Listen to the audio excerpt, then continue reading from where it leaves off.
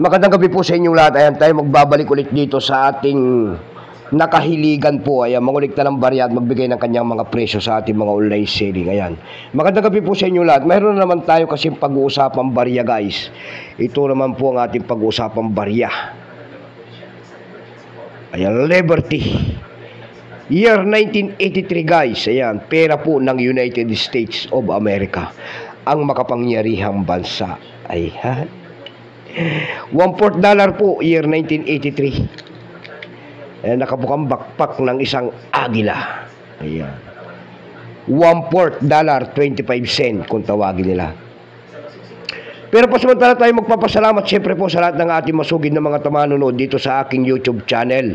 Lalo-lalo na ang aking mga subscriber dyan. Magandang gabi po sa inyong lahat. Kung saan kayong panig ng mundo po. KFC po and God bless.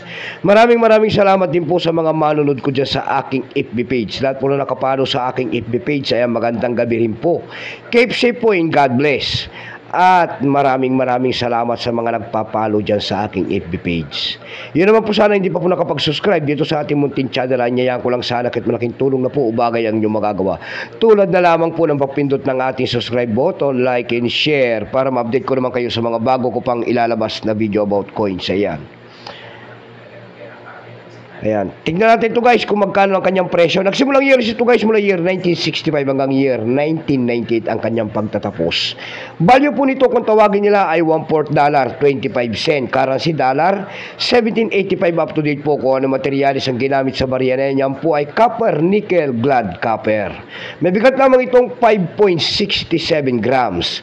May haba naman itong 24.26 mm. May kapal po naman itong 1.75 mm. Orientation po kung tawagin nila coin alignment. Ayan, number N-55, reference number KM-164-A. Ayan, Dimberment yan, guys. Ayan, Dimberment. Ayan, may D, ano. Diyan yung makikita, ayan, yung kanyang malaki o D. Dimberment. May San Francisco mint kasi yan, guys, tatlong variety. Ayan, Dimberment, San Francisco, and Philadelphia mint. Ito tawagin nila. Ito pong atin ay ito po ay Dimberment. Ito po ay 13% lamang kung ilang piraso pong ginawa sa barya na yan ng Amerika. Ito po ay 645,476,128 piraso po. May price appraisal na rin po yan doon sa atin numista. Yung kaya almost uncirculated, may presyo po yan na 40 pesos. Dako naman tayo sa kanyang price. Doon sa ating EB.com, ayan, tingin-tingin tayo ng mga bintahan nito. Sa EB.com, guys, nakakita tayo, nagbebenta nito ng $10 na. Nasundan po ito na $9.99. Yung pinakamababa po na bintahan doon ay $3.26. Dako naman tayo sa Carousel PH.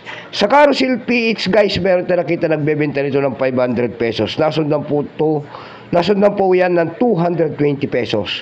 Yung kanyang pinakamababa po na bintahan doon na nakita natin ay 25 pesos na.